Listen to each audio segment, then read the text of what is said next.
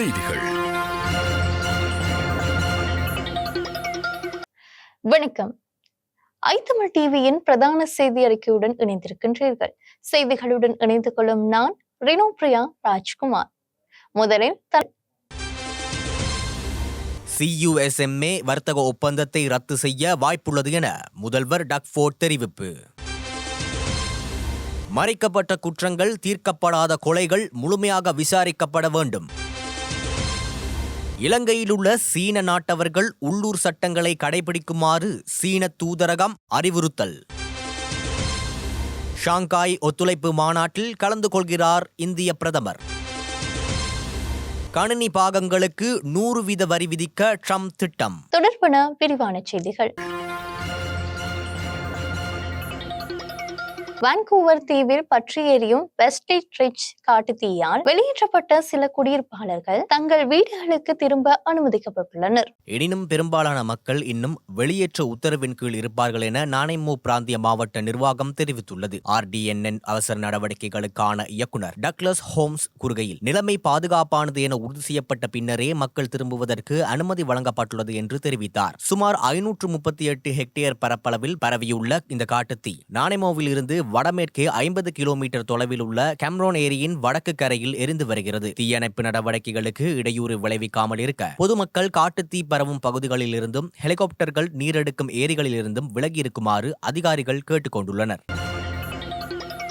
அமெரிக்க அதிபர் Donald Trump கனடாவுடனான வர்த்தக ஒப்பந்தமான Canada United States Mexico agreement ஒப்பந்தத்தை எந்த நேரத்திலும் ரத்து செய்ய வாய்ப்புள்ளது என ஒன்ராரியோ மாகாண முதல்வர் டக்ஃபோர்ட் கடுமையாக எச்சரித்துள்ளார். கடந்த வாரம் CUSMA ஒப்பந்தத்தில் வராத பொருட்களுக்கு அமெரிக்கா 35% புதிய வரியை விதித்ததை தொடர்ந்து இந்த எச்சரிக்கை வெளியாகியுள்ளது. டொரண்டோவில் உள்ள குயின்ஸ் பார்க்கில் செய்தியாளர்களிடம் பேசிய ஃபோர்ட், வர்த்தக ஒப்பந்தத்தை மறுபரிசீலனை செய்வதற்காக ட்ரம்ப் 2026 வரை காத்திருக்க மாட்டார் என்று கூறியுள்ளார். ஒரு கையெழுத்தை இடுவதன் மூலம் எந்த நேரத்திலும் ட்ரம்ப் CUSMA ஒப்பந்தத்தை ரத்து செய்ய முடியும் என்று சுட்டிக்காட்டிய ஒன்டாரியோ முதல்வர் டக்ஃபோர்ட், நாம் நவம்பரில் இதை எதிர்கொள்வதற்கான ஆயத்தங்களை தொடங்க வேண்டும் என்று தெரிவித்தார். கனடாவின் பொருளாதாரம் பாதிக்கப்படாமல் இருக்க உடனடியாக வலுவான நடவடிக்கைகள் எடுக்கப்பட வேண்டும் என்றும் ஃபோர்ட் கேட்டுக்கொண்டார்.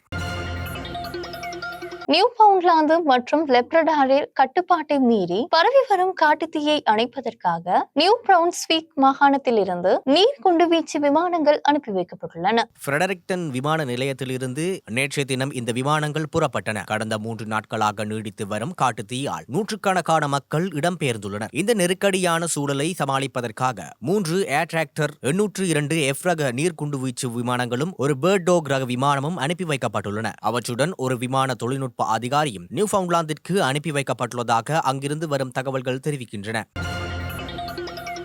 மாகாணத்தில் நிலவி வரும் மருத்துவ தாதியர் பற்றாக்குறையை நிவர்த்தி செய்ய ஒன்ராரியோ மாகாண அரசு $56.8 மில்லியன் ஒதுக்கியுள்ளது. இந்த நிதியின் மூலம் கல்லூரிகள் மற்றும் பல்கலைக்கழகங்களில் மருத்துவ தாதியர் படிப்புக்கான இடங்களை விரிவுபடுத்தி 2029ஆம் ஆண்டுக்குள் கூடுதலாக 2200 மருத்துவ தாதியர்களை உருவாக்க இலக்கு நிர்ணயிக்கப்பட்டுள்ளது. மாகாணத்தின் சுகாதார அமைச்சர் சில்வியா ஜோன்ஸ் நேற்று நடைபெற்ற செய்தியாளர் சந்திப்பில் இந்த அறிவிப்பை வெளியிட்டார். நோயாளிகள் மற்றும் அவர்களின் குடும்பங்களுக்கு சிறந்த மருத்துவ சேவை கிடைக்க இந்த நடவடிக்கை உதவும் என்று அவர் கூறினார். ஒன்ராரியோ மருத்துவ தாதியர் சங்கம் சமீபத்தில் மாகாணம் முழுவதும் 25,000 பதிவு செய்யப்பட்ட மருத்துவ தாதியர்களின் பற்றாக்குறை இருப்பதாக சுட்டிக்காட்டியது. மேலும் 2032ஆம் ஆண்டுக்குள் 33,200 மருத்துவ தாதியர்களும் 50,853 தனிப்பட்ட உதவியாளர்களும் தேவைப்படுவார்கள் என அரசு கடந்த ஆண்டு கணித்திருந்தது. இந்த புதிய நிதி மருத்துவ தாதியர் கல்வி இடங்களை அதிகரிப்பது மட்டுமன்றி பல்கலைக்கழகங்களுக்கு தேவையான மருத்துவ உபகரணங்கள் மற்றும் ஆய்வக வசதிகளை மேம்படுத்த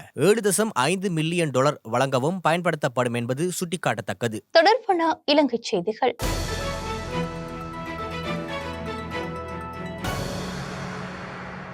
பயங்கரவாத தடுப்புச் சட்டத்தை நீக்குவதும் நிகழ்நிலை காப்பு சட்டமூலத்தை திருத்துவதும் அரசாங்கத்தின் நோக்கம் என இலங்கை ஜனாதிபதி அனுரகுமார திசாநாயக்க தெரிவித்துள்ளார். நாட்டின் பொருளாதாரம் குறித்து நாடாளுமன்றத்தில் உரையாற்றும் போதே அவர் இந்த கருத்துக்களை தெரிவித்தார். எங்கள் நிலைப்பாடு தெளிவாக உள்ளது. பயங்கரவாத தடுப்பு சட்டம் ரத்து செய்யப்பட வேண்டும். நிகழ்நிலை காப்பு சட்டம் மூலம் திருத்தப்பட வேண்டும். இந்த நாட்டில் மறைக்கப்பட்ட குற்றங்கள் மற்றும் தீர்க்கப்படாத கொலைகள் முழுமையாக விசாரிக்கப்பட வேண்டும் எனவும் குறிப்பிட்டார். GSP+ வசதி குறித்து அரசாங்கம் ஐரோப்பிய ஒன்றியத்துடன் கலந்துரையாடி வருவதாகவும் அரசாங்கம் பல விடயங்களில் உடன்பாட்டிற்கு வந்துள்ளதாகவும் அவர் நாடாளுமன்ற நாடாளுமன்றத்தில் தெரிவித்தார். ஜனநாயகத்தை நிலைநிறுத்துவதும் மனித உரிமைகளை உறுதி செய்வதும் அரசாங்கத்தின் பொறுப்பு என்று அவர் கூறினார். செம்மணி மனித புதைக்குழி அகழ்வில் கண்டெடுக்கப்படும் உடல்கள் தொடர்பிலான சர்வதேச விசாரணை வேண்டும் என நாம் கோரும் அதேவேளை உள்ளக விசாரணையை திணிக்கும் அரசு தலைவர்களை கண்டித்தும் பாரிய கண்டன பேரணியை எதிர்வரும் 30ஆம் தேதி நடாத்த உள்ளோம் என வடக்கு கிழக்கு வலிந்து காணாமல் ஆக்கப்பட்டோரின் உறவுகள் சங்கத்தின் செயலாளர் சிவானந்தன் ஜெனிட்ரா தெரிவித்துள்ளார். சர்வதேச வலிந்து காணாமல் ஆக்கப்பட்டோர் தினம் தொடர்பாக யாழ் ஊடக மையத்தில் இன்றைய தினம் இடம்பெற்ற ஊடக சந்திப்பில் கருத்து தெரிவித்த போதே இதனை தெரிவித்தார். எதிர்வரும் 30ஆம் தேதி சர்வதேச வலிந்து காணாமலாக்கப்பட்டவர்கள் தினமாகும். இத்தினத்தில் வடக்கு மாகாணத்தில் யாழ்ப்பாணத்திலும் கிழக்கு மாகாணத்தில் மட்டக்களப்பிலும் மாபெரும் கவனஈர்ப்பு பேரணியை நடாத்த உள்ளோம். வடக்கு கிழக்கு தமிழர் தாயக பகுதியில் வலிந்து காணாமல் ஆக்கப்பட்டோர்களின் உறவுகளாகிய நாம் சர்வதேச நீதி கோரி தொடர்ச்சியாக போராடி வருகின்றோம். ஆயுத மௌனிப்புடன் 2009ஆம் ஆண்டு யுத்தமானது மிக பெரும் இனஅழிப்பூடாக முடிவுறுத்தப்பட்டது. முள்ளிவாய்க்கால் பேரவலயத்திற்கு முன்னரும் அதன் பின்னரும் சிறுவர்கள், பெண்கள் உட்பட பலர் வலிந்து காணாமல் ஆக்கப்பட்டுள்ளனர். முள்ளிவாய்க்கால் இனப்பழிப்பும் செம்மணி மனித புதைக்குழி உட்பட பல மனித புதைக்குழிகளிலும் சித்திரவதை முகாம்கள் ஆகியவை இனப்படுகொலைக்கான முக்கிய ஆதாரங்களாக எம் கண் முன் நிலைத்து நிற்கின்றது. இவை அனைத்தும் சர்வதேச விசாரணை ஒன்றின் கீழ் முறையாக விரைந்து விசாரிக்கப்பட வேண்டும். சர்வதேச நீதி விசாரணை கால தாமதமின்றி நடாத்தப்பட வேண்டும். வலிந்து காணாமல் ஆக்கப்பட்டோரின் குடும்பத்தினர் பெற வேண்டிய உண்மையான நீதியும் அவர்களது பாதுகாப்பையும் உறுதி செய்யும் வகையில் சர்வதேச சமூகத்தின் செயற்பாடுகள் இன்றியமையாதவையாகும். அந்த வகையில் எதிர்வரும் 2035ஆம் ஆண்டின் புரட்டாசி மாதம் 30ஆம் தேதி நடைபெறவுள்ள ஐநா மனித உரிமைகள் பேரவையின் 60வது கூட்டத்தொடரில் இலங்கைக்கு எதிராக வாக்களிக்கவும் சர்வதேச விசாரணையை வலியுறுத்தவும் அனைத்து நாடுகளும் ஒருமித்து இலங்கைக்கு எதிராக வாக்களிக்குமாறும் மனித உரிமைகளை பேணும் அனைத்து நாடுகளிடமும் கோருகின்றோம். செம்மணி மனித புதைக்குழி அகழ்வில் கண்டெடுக்கப்படும் உடல்கள் தொடர்பான சர்வதேச விசாரணை வேண்டும் என நாம் கோரும் அதேவேளை உள்ளக விசாரணையை திணிக்கும் அரசு தலைவரை கண்டித்தும் பாரிய கண்டன பேரணியினை எதிர்வரும் 30ஆம் தேதி நடாத்த உள்ளோம். பேரணி கிழக்கு மாகாணத்தின் மட்டக்களப்பு கல்லடி பாலத்திலிருந்து காந்தி பூங்கா வரையும், வடமாகாணத்தில் சங்கிலியன் நினைவிடத்தில் தொடங்கி செம்மணி வரை பேரணியாக நடைபெற உள்ளது. எனவே இப்பேரணியில் மத தலைவர்கள், அரசியல் தலைவர்கள், வெளிந்து காணாமல் ஆக்கப்பட்ட உறவுகளின் குடும்பத்தினர்கள், மாணவர்கள், பல்கலைக்கழக மாணவர்கள், மனித உரிமை செயற்பாட்டாளர்கள், தன்னார்வலர்கள், தொழிலாளர் சங்கங்கள், கிராமிய அமைப்புகள் மற்றும் பொதுமக்கள் அனைவரையும் இணைமாறு அழைக்கின்றோம் என்றார். இலங்கையில் உள்ள தமது நாட்டவர்கள் உள்ளூர் சட்டங்களை கட்டாயமாக கடைபிடிக்க வேண்டும் என சீன தூதரகம் தெரிவித்துள்ளது. உள்ளூர் சட்டங்கள் மற்றும் விதிமுறைகளை மீறியதாக சந்தேகிக்கப்படும் சீன நாட்டவர்கள் இலங்கையில் அதிகாரிகளால் தடுத்து வைக்கப்படும் அல்லது விசாரணைக்கு உட்படுத்தப்படும் சம்பவங்கள் அண்மை காலங்களில் அதிகரித்துள்ளன. இந்நிலையிலேயே சீன தூதரகம் இந்த அறிவுறுத்தலை விடுத்துள்ளது. இதன்படி சீன நாட்டவர்களின் பிம்பத்தை பாதிக்காமல் இருப்பதற்கு சீன சுற்றுலா பயணிகள் உள்ளூர் சட்டங்கள் மற்றும் விதிமுறைகளை கண்டிப்பாக பின்பற்ற வேண்டும் என்றும் சீன தூதரகம் அறிவுறுத்தியுள்ளது. இலங்கை சுற்றுலாத்துறை தற்போது வளர்ச்சியடைந்து வரும் நிலையில் இந்த ஆண்டு இதுவரையான காலப்பகுதியில் நாட்டுக்கு வருகை தந்த சுற்றுலா பயணிகளின் எண்ணிக்கை 1.3 மில்லியனை கடந்துள்ளது. இந்த காலப்பகுதியில் இந்தியாவிலிருந்து அதிகளவான சுற்றுலா பயணிகள் நாட்டிற்கு வருகை தந்துள்ளதுடன் இந்த பட்டியலில் சீனா 4வது இடத்தில் பதிவாகியுள்ளது. நாட்டில் வாகன இறக்குமதி இடையூறு இன்றி தொடரும் எனவும், எனவே இது தொடர்பில் மக்கள் அச்சம் கொள்ள தேவையில்லை என ஜனாதிபதி அனுரகுமார திசாநாயக்க தெரிவித்துள்ளார். சமீபத்திய வதந்திகளுக்கு பதிலளித்த ஜனாதிபதி வாகன இறக்குமதி நிறுத்தப்படும் என்ற கூற்றுக்களில் எந்த உண்மையும் இல்லை என்று தெரிவித்துள்ளார். நாடாளுமன்றில் உரையாற்றிய அவர் இதனை குறிப்பிட்டுள்ளார். தொடர்ந்தும் பேசிய அவர், இந்த ஆண்டு நீங்கள் ஒன்றை வாங்க முடியாவிட்டால் அடுத்த ஆண்டு நீங்கள் ஒன்றை வாங்கலாம், எதுவும் மாறாது என்று ஜனாதிபதி சுட்டிக்காட்டியுள்ளார். வாகன இறக்குமதிக்கும் கூடுதல் வரி விதிக்கும் திட்டங்கள் எதுவும் இல்லை என்றும் தற்போதுள்ள கொள்கை தொடர்ந்து நடைமுறையில் இருக்கும் என்று பொதுமக்களுக்கு உறுதியளிப்பதாகவும் ஜனாதிபதி குறிப்பிட்டுள்ளார். பொதுமக்களை தவறாக வழிநடத்தவும் தேவையற்ற பீதியை ஏற்படுத்தவும் சிலர் வேண்டுமென்றே தவறான தகவல்களை பரப்புவதாக ஜனாதிபதி குற்றம் சாட்டினார். யாழ் பருத்தித்துறை சாரையடி பகுதியில் உள்ள வீடொன்றுக்குள் புகுந்து இனம் தெரியாத கும்பலால் அங்கிருந்தவர்களால் கடுமையான தாக்குதல் மேற்கொள்ளப்பட்டுள்ளது. இந்த தாக்குதலில் 16 வயது சிறுவன் ஒருவன் காயமடைந்துள்ளதாக தெரிவிக்கப்பட்டுள்ளது. வரணி பகுதியை சேர்ந்தவர்களை குறித்த கும்பலுடன் வந்து தமது வீட்டில் உள்ளவர்களை தாக்கியதாகவும் அது தொடர்பாக போலீசாரிடம் முறையிட்டதாகவும் தெரிவிக்கப்பட்டுள்ளது. எவ்வாறாயினும் குறித்த கும்பலை கூட்டி வந்தவர்களை கைது செய்து பின்னர் விடுவித்ததாகவும் பாதிக்கப்பட்டவர்கள் தெரிவித்துள்ளனர். எனினும் சிறுவன் மீது தாக்குதல் மேற்கொண்டவர்கள் இதுவரை கைது செய்யப்படவில்லை எனவும் குற்றம் சாட்டப்பட்டுள்ளது. தொடர்பான இந்திய செய்திகள்.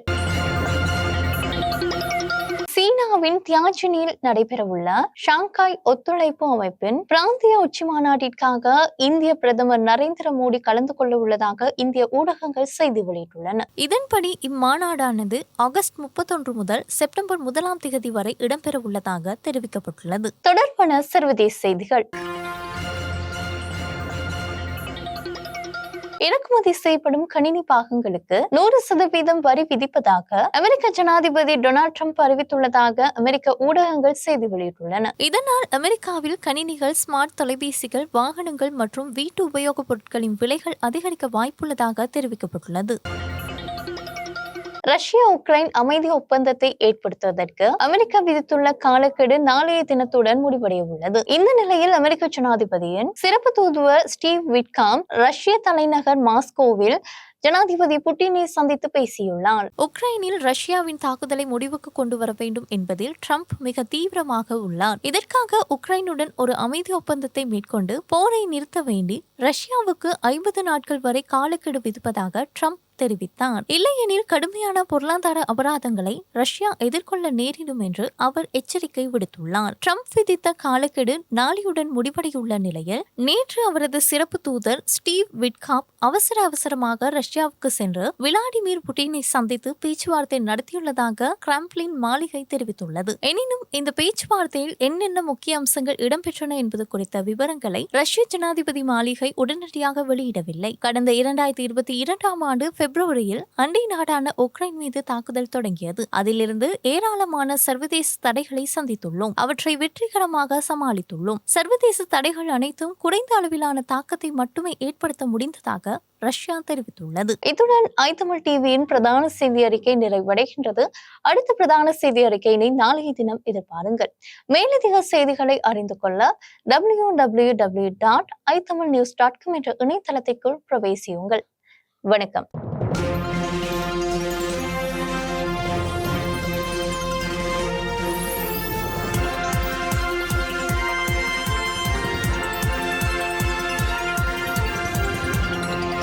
தமிழ் செய்திகள்.